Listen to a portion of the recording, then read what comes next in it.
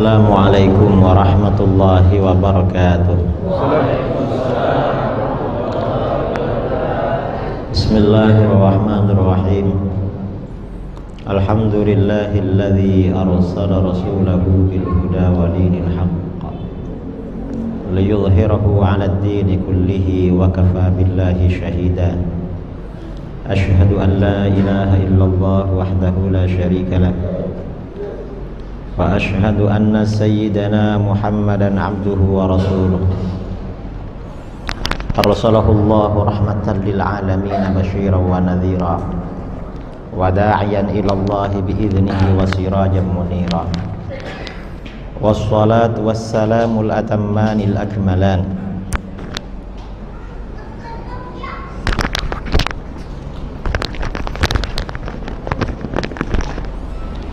ala sayyidina Muhammadin alladhi tanhallu bihil 'uqad wa tanfariju bihil kurab wa tuqda bihil hawaij wa tunalu bihir raghaib wa husnul khawatimi wa yustasqal ghamamu biwajhihil karim wa ala alihi wa sahbihi ajma'in wa man tabi'ahum bi ihsanin ila yaumiddin. Amma ba'du.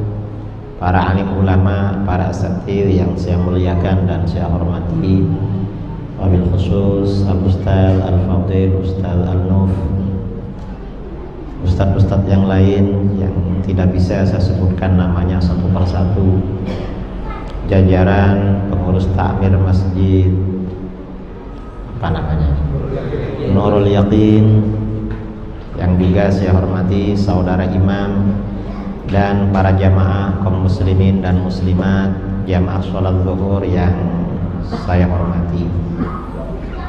Pada kali ini kita akan berbicara tentang Ahlus Sunnah wal Jamaah di tengah-tengah aliran yang berkembang di negara kita.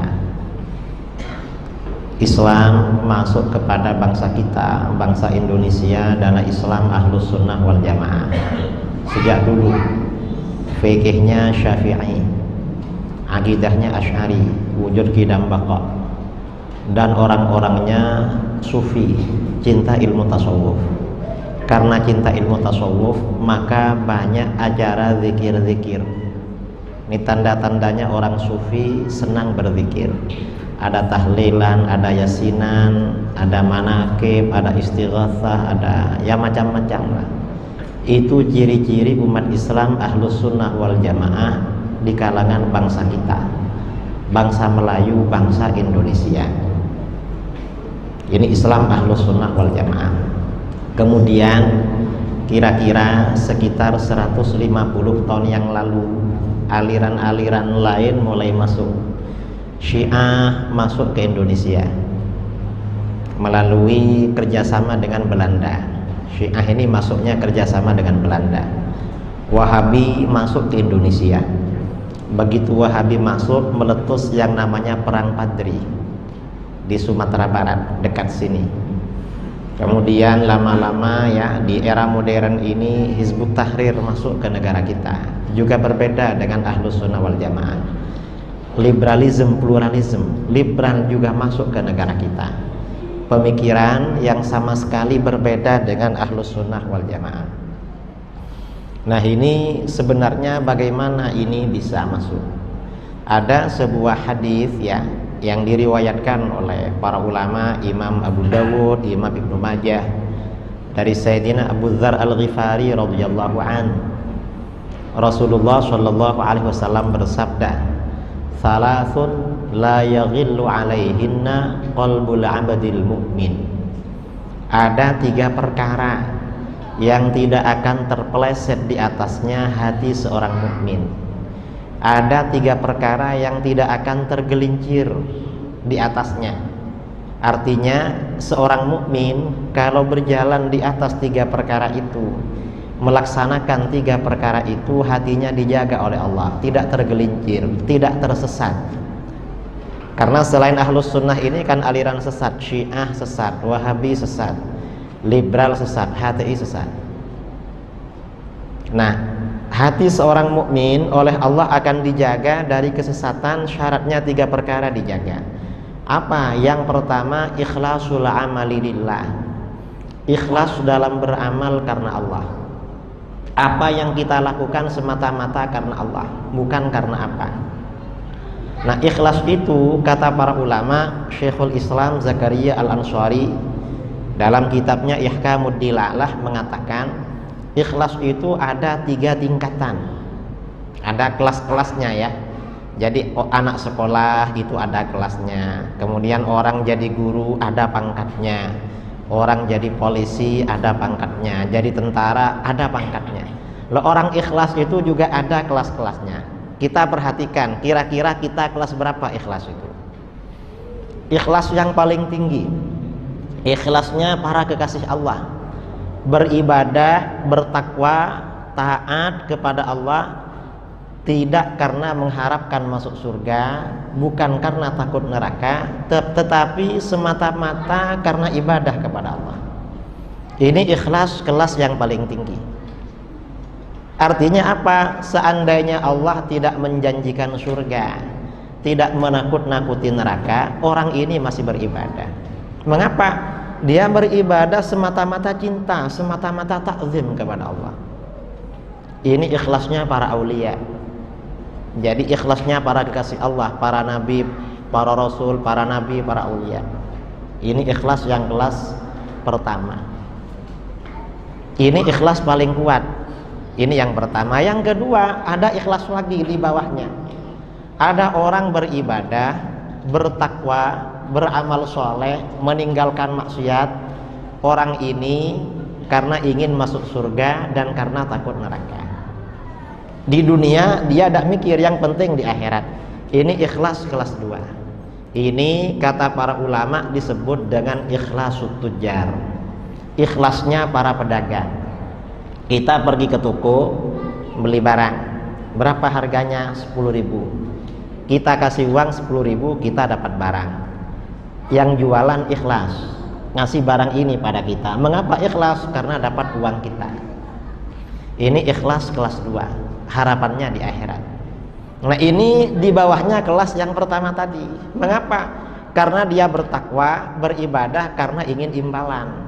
Sehingga seandainya Allah tidak menjanjikan surga, gak nakut-nakutin neraka, mungkin orang ini gak beribadah. Ngapain ibadah? Wong gak ada apa-apa besok. Misalnya, ini kelas 2. Lalu ikhlas kelas 3. Ada orang beribadah, bertakwa. Mengapa beribadah dan bertakwa kepada Allah? Orang ini kalau tidak beribadah, tidak bertakwa, khawatir nasibnya di dunia dijatuhkan oleh Allah. Jadi bukan di akhirat. Ada harapan kepada Allah, tapi harapannya dunia. Kamu kok rajin sholat, katanya kalau rajin sholat rizkinya lancar. Jadi inginnya bukan di akhirat tapi di dunia. Dan memang di dalam Al-Quran hadis ada janji-janji seperti itu. Seperti orang setiap malam baca surat Waqiah. Tujuannya apa? Rizkinya lancar. Ini untuk orang-orang yang ikhlasnya kelas 3. Seperti orang menjauhi kemaksiatan. Mengapa menjauhi kemaksiatan? Karena kemaksiatan ini menghalangi rizki. Nanti kalau banyak maksiat malah rizkinya kurang lancar. Jadi yang dikhawatirkan di dunia bukan di akhirat. Ini masih ikhlas. Cuma ini ikhlas paling bawah, paling rendah. Harapannya di dunia. Mengapa ini ikhlas paling bawah, paling rendah? Biasanya orang yang rajin ibadah karena tujuan duniawi. Misalnya ada orang ingin kaya, tiap malam baca surat Waqiah 41 kali misalnya. Kira-kira setelah kaya baca lagi apa berhenti kira-kira? Atau ada orang rajin tahajud. Kamu kok rajin tahajud? Saya ini ngejar jabatan, ngejar karir. Kira-kira kalau sudah dapat jabatan masih tahajud apa enggak? Atau misalnya ada orang punya hutang banyak, baca Quran tiap hari. Kamu kenapa baca Quran? Saya banyak hutang. Kata Pak Yai kalau rajin baca Quran hutangnya cepat lunas. Dah, kamu udah usah baca, hutangnya saya bayarin. Kira-kira ini berhenti baca atau menerima yang cash itu? Ini namanya ikhlas kelas 3. Ini ikhlas paling lemah. Ini ikhlas paling lemah. Ikhlas yang paling lemah ini berbahaya. Mengapa? Karena kalau orang ini tidak punya basic ilmu pengetahuan yang cukup, diajak oleh kelompok-kelompok aliran-aliran yang menyimpang akan ikut. Orang yang ikut Wahabi dikasih uang, ustadz-ustadznya mahal bayarannya, karena ustadz Salafi itu gajinya tiap bulan $1.500. $1.500 berapa rupiah sekarang? 14 ya. Kalau 1.500, kalau yang 1.000 berarti 14 juta ya. Kalau yang 500 14 juta tambah 7 berarti 21 ya. Itu cuma bid'ah syirik 21 juta tiap bulan. Syiah ini ada bayarannya juga. Liberal juga ada bayarannya. Pokoknya kelompok-kelompok yang menyimpang itu cash bayarannya di dunia. Tahun 2013 ya, saya pulang dari Sumatera. Sampai di Surabaya saya ke Gresik karena ada pengajian. Pulang dari Gresik saya naik bis ke tempat saya di Jember. Di waktu naik bis saya duduk dengan seorang pemuda kira-kira seusia saya. Lalu orang ini ngajak ngobrol saya, panggil saya kakak. Kakak dari mana? Saya dari Jember. Kamu? Saya asli Madura, cuma tinggal di Banyuwangi. Kakak dari mana? Saya bilang saya pulang dari Gresik. Ada apa? Gak ada lah, jalan-jalan. Karena mau bilang saya ini kiai pulang ceramah, saya kira gak bagus. Kan gak bagus. Jadi saya bilang gak ada lah, cuma jalan-jalan ya, ada keperluan terus pulang. Lah terus kamu dari mana? Saya dari daerah ini. Ada satu daerah di Kediri. Daerah mana? Daerah ini tempatnya aliran sesat. Ada tokohnya yang terkenal di situ. Loh, ngapain kamu ke situ? Saya ziarah pada Tuan Guru. Loh, kamu ikut aliran itu? Iya kak, katanya. Loh, kok ikut aliran itu? Kamu kalau ketemu kiai-kiai kamu di Madura, kamu pasti ditempeleng atau paling enggak dimarahi, karena itu aliran gak benar. Akhirnya orang ini ngajak berbicara lain. Ya sudah, kita agak meneruskan. Yang penting saya sudah mengingatkan. Begitu mau turun, saya mau turun, sudah mau sampai, orang ini minta nomor telepon. Kak, boleh minta nomor teleponnya? Boleh. Kenapa? Ya kalau ada perlu saya telepon, katanya. Ya ini nomornya, saya kasih nomor handphone saya. Kira-kira dapat 1 minggu, orang ini telepon saya. Siapa? Saya kak yang ketemu di bus kemarin. Ini. Saya mau tanya, saya penasaran sama kamu. Apa? Kamu ikut aliran ini, kenapa? Latar belakangnya apa? Saya ini, lalu dia cerita, saya ini dulu kerja sama bos. Jadi sales pengantar barang dari toko ke toko. Setelah saya tahu jaringan bisnis ini, saya berpikir, saya ini kalau kerja begini kan cuma membantu bos saya tambah kaya. Kenapa saya gak jadi bos sendiri, biar saya ya saja yang kaya? Saya kan sudah tahu jaringannya. Akhirnya ambil uang ke bank, buka perusahaan, beli mobil, beli apa, jadi bos. Begitu jadi bos ya, karena uangnya ambil dari bank, jadi bos, ternyata sirkulasi keuangan tidak imbang, lebih banyak pengeluaran daripada pemasukan. Akhirnya kredit ke banknya macet. Karena macet, hutangnya gak bisa terbayar, dikejar-kejar bank, susah, bangkrut. Ketika dalam susah, hutang ratusan juta rupiah pada waktu itu, ada orang bilang, kamu kalau ingin cepat lunas, ikut aliran itu. Kamu cepat lunas kalau ikut itu. Nah, ini namanya ikhlasnya lemah. Jadi ikut kelompok-kelompok karena apa namanya?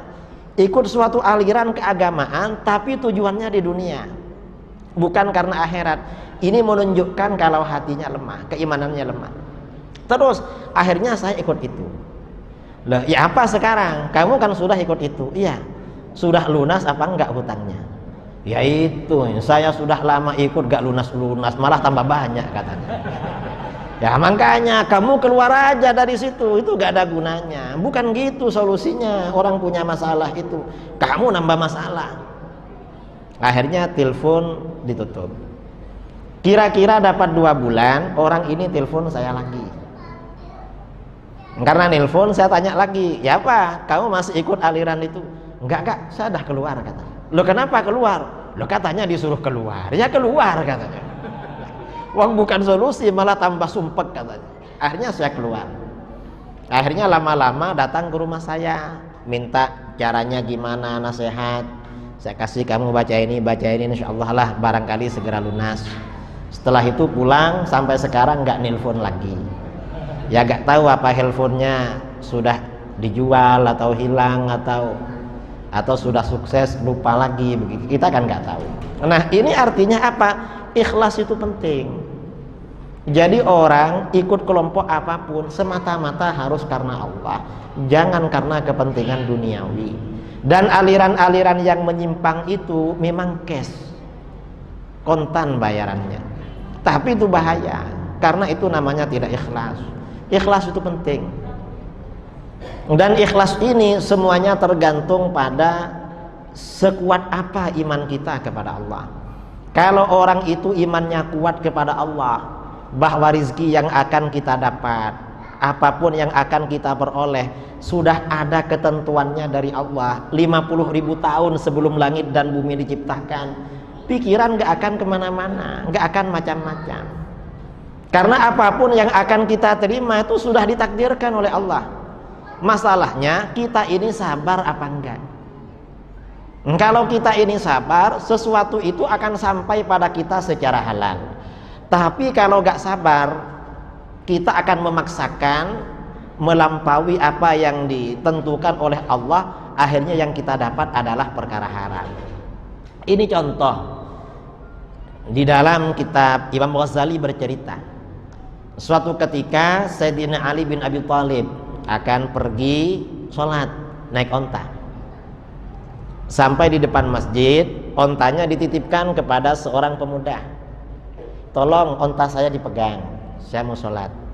Sayyidina Ali berpikir, nanti pemuda ini saya kasih hadiah talinya onta ya, tali kendalinya onta itu, saya kasih hadiah itu.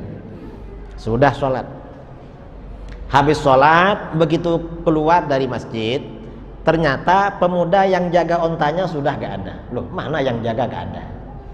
Dilihat di lehernya, talinya juga gak ada. Talinya juga habis ini. Mana yang jaga? Akhirnya Sayyidina Ali pulang dengan onta itu. Di perjalanan, beliau melihat pemuda itu sedang menjual tali onta ke kedai, ke toko. Kata Sayyidina Ali, sebenarnya tali onta itu mau saya kasihkan sama dia. Cuma karena dia gak sabar, akhirnya rizkinya dia ambil secara haram. Coba dia sabar menunggu saya selesai, kan didapat secara halal sebenarnya. Artinya apa? Antara halal dan haram itu batasnya sedikit, yaitu sabar. Dan kesabaran seperti itu tergantung keimanan kita. Keimanan kita kepada takdir Allah. Makanya beriman kepada takdir ya, rukun iman yang ke-6 itu kan takdir Allah, bahwa segala yang baik, segala yang buruk yang menentukan adalah Allah. Kalau kita beriman pada itu, selesai dah. Makanya pesan Rasulullah SAW, la tukthir hammak, jangan banyak pikiran, jangan banyak galau, jangan banyak susah. Ma quddir yakun, apa yang ditentukan oleh Allah pasti terjadi. Yang terjadi itu adalah apa-apa yang sudah ditentukan oleh Allah. Wa ma turzaq ya'tik, dan apa yang akan diberikan rizki kepada kamu oleh Allah pasti datang pada kamu. Kalau kamu gak mendatangi rizkinya, rizki kamu yang akan mengejar kamu. Ini pesan Rasulullah SAW. Ini pentingnya ikhlas. Kemudian yang kedua ya,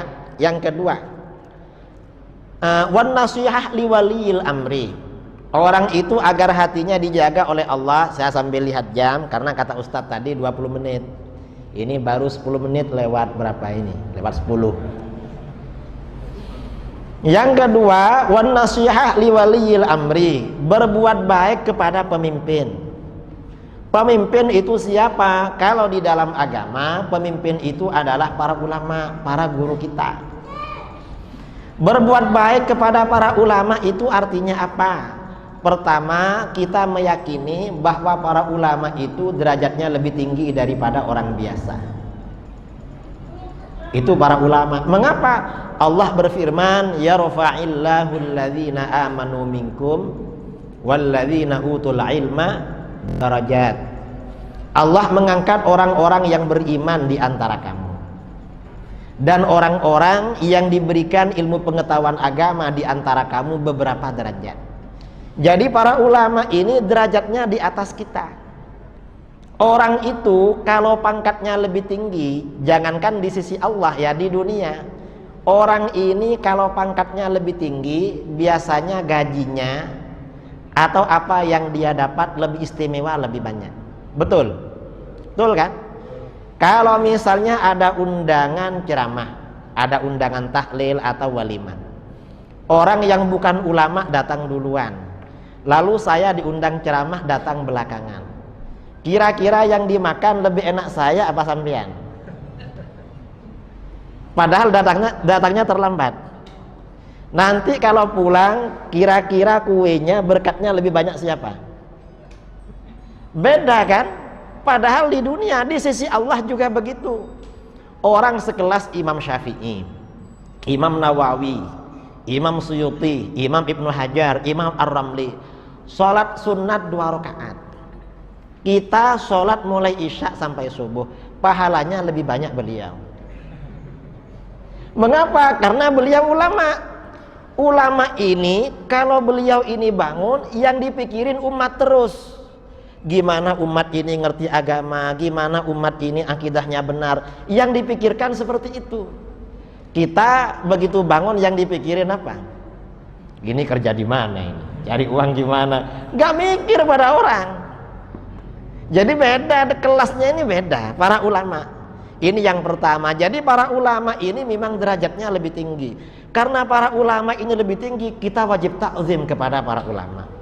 Gak boleh meremehkan para ulama. Orang-orang Wahabi tidak takzim pada ulama. Gak takzim, tidak mengagungkan. Mengapa? Ketika disampaikan fatwa para ulama, itu kan ulama. Terus bukan Al-Quran, bukan hadis.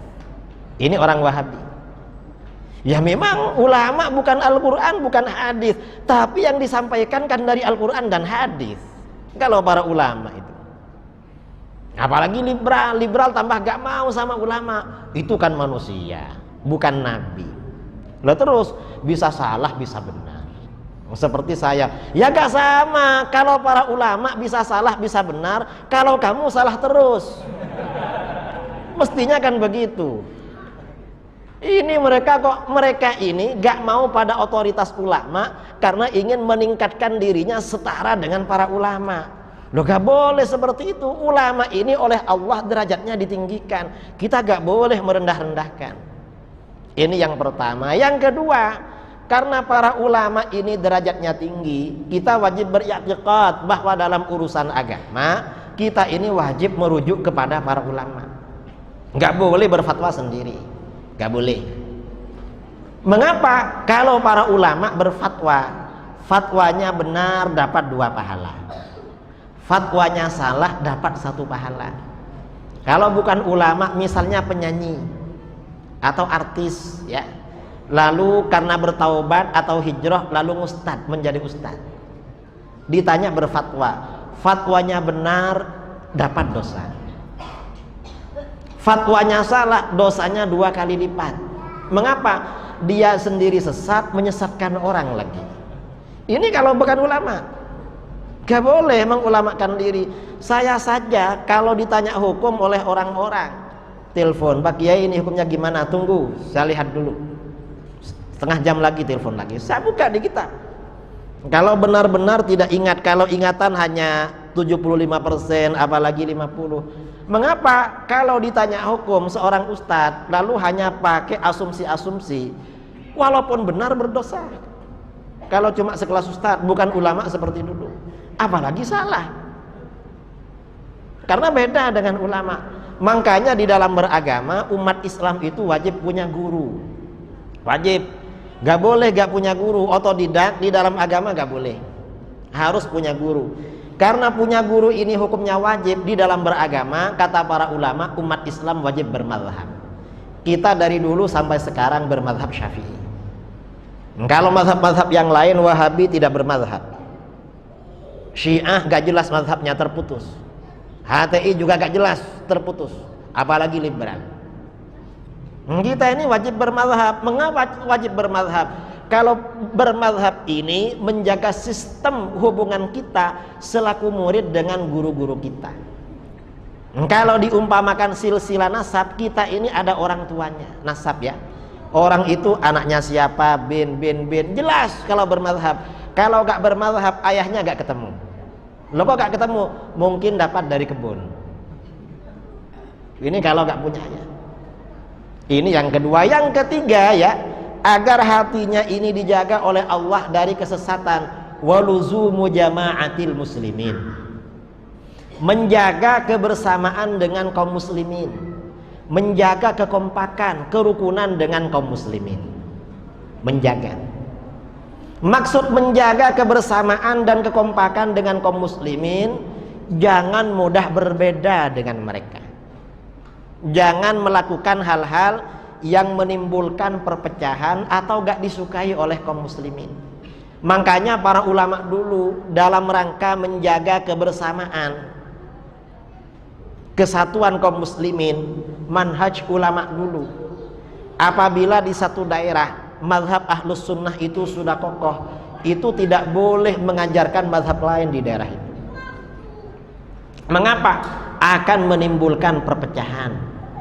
Contoh, dulu ada ulama besar namanya Al-Imam Abu Ya'la Al-Farra Al-Hambali pada abad ke-5 Hijriah di Baghdad. Suatu ketika ada seorang pemuda datang menghadap beliau. Kata pemuda itu, ditanya oleh Imam Abu Ya'la, "Kamu ngapain kesini?" "Saya mau mengaji, berguru pada tuan guru, menjadi pengikut tuan guru." "Kamu dari mana?" "Saya dari negeri Persia, dari Asfarayin tuan guru." "Masyarakat kamu mazhabnya apa?" "Masyarakat saya mazhabnya Syafi'i." "Loh, kok belajar ke saya? Saya Hambali." "Saya ini Hambali." "Loh, saya ini kagum sama tuan guru, senang Masya Allah, karena tuan guru orangnya alim, orangnya soleh, Masya Allah. Tapi itu tidak baik buat kamu. Kalau kamu pindah mazhab ikut saya gak baik." "Kenapa tuan guru?" "Kalau kamu ikut mazhab Hambali, nanti pulang kampung, tetangga kamu semuanya Syafi'i, kamu gak punya kawan untuk mendiskusikan ilmu kamu. Akibatnya kalau ilmu kamu tidak didiskusikan dengan orang lain, ilmu kamu cepat hilang."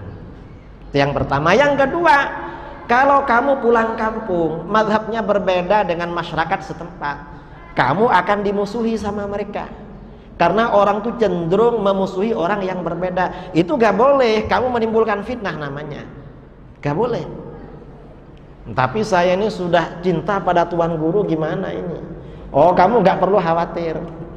Kamu saya antarkan pada ulama yang lebih alim, lebih soleh dari saya. Kamu kalau berjumpa beliau pasti lebih cinta pada beliau daripada pada saya. Dan ulama itu satu mazhab dengan kamu."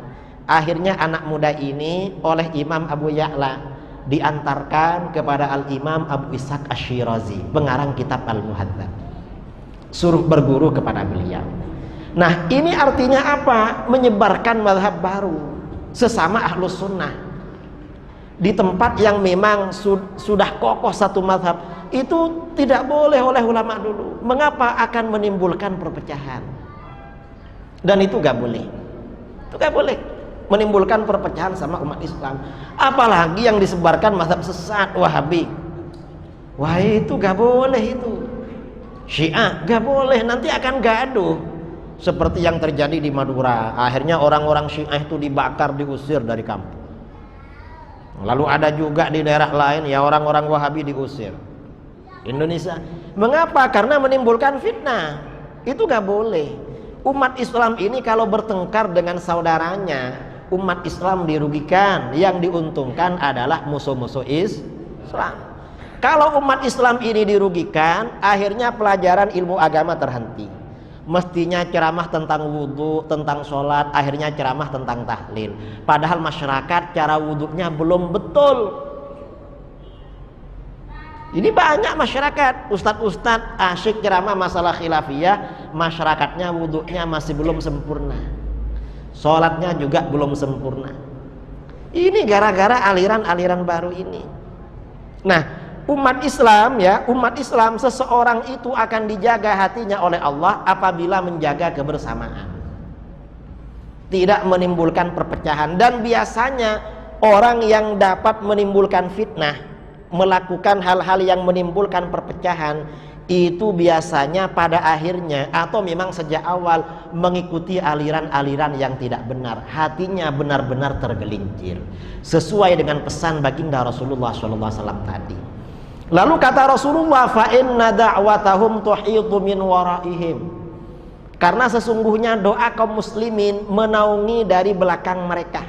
Artinya apa? Orang yang menjaga kerukunan, kebersamaan, persatuan dengan umat Islam, ya, selain hatinya dijaga, akan mendapat keberkatan, mendapat barokah dari doa saudara-saudaranya sesama muslim.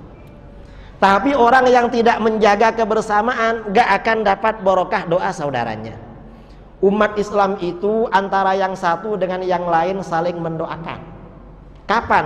Paling tidak setiap sholat.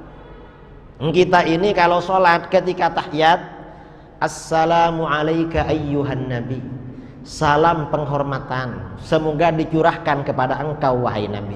Assalamu ini bukan selamat dari api neraka kepada Rasulullah, bukan, karena Rasulullah pasti selamat. Ini artinya apa? Salam penghormatan. Rasulullah semakin dimuliakan, diagungkan, derajatnya semakin ditinggikan oleh Allah. Itu ketika kita membaca assalamu alayka ayyuhan nabi wa rahmatullah, rahmat Allah semakin ditambah kepada engkau, wa barakatuh, keberkatan dari Allah senantiasa ditambahkan kepada engkau wahai Rasulullah. Lalu kita mendoakan kita dan seluruh umat Islam, assalamu alayna, salam penghormatan atau salam sejahtera. Salam sejahtera, salam penghormatan kepada kami. Kami ini artinya siapa? Saya dan umat Islam yang lain. Jadi setiap orang itu sholat, selain mendoakan dirinya sendiri, juga mendoakan yang lain. Kita ini walaupun agak nakal lah ibadah, tapi dapat keberkatan doa saudara-saudara kita yang rajin sholat, insya Allah selamat di akhirat. Amin Allahumma. Makanya kalau ada saudara kita rajin sholat, kita harus senang.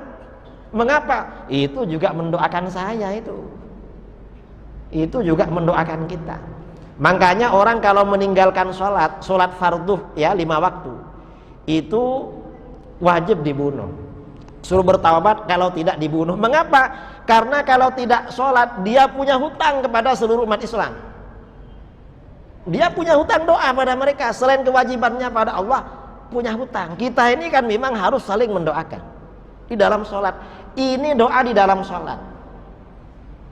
Belum lagi di luar sholat. Di luar sholat kita saling mendoakan, Allahumma ghfir lil muslimin wal muslimat, ya Allah ampuni dosa-dosa muslim laki-laki dan perempuan, wal mu'minin wal mu'minat. Ada orang berdoa begitu. Kita ini tidur di rumah, ada dosa kita yang dikurangi oleh Allah.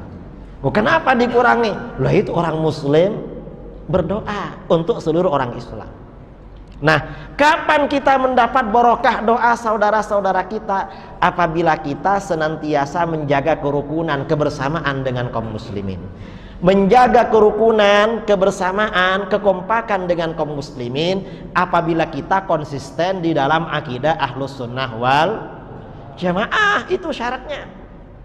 Dan kita tidak melakukan hal-hal yang dapat menimbulkan fitnah dan menimbulkan perpecahan. Nah, ini pengantar diskusi dari saya. Saya ini ceramah sudah 30 menit ya. Karena setelah ini ada tanya jawab, waktu saya serahkan kepada Ustadz Shadiquna Ustaz Al-Nuf untuk membacakan atau untuk mengatur jalannya sesi tanya jawab. Waktu saya serahkan kepada beliau, faliyatafaddal.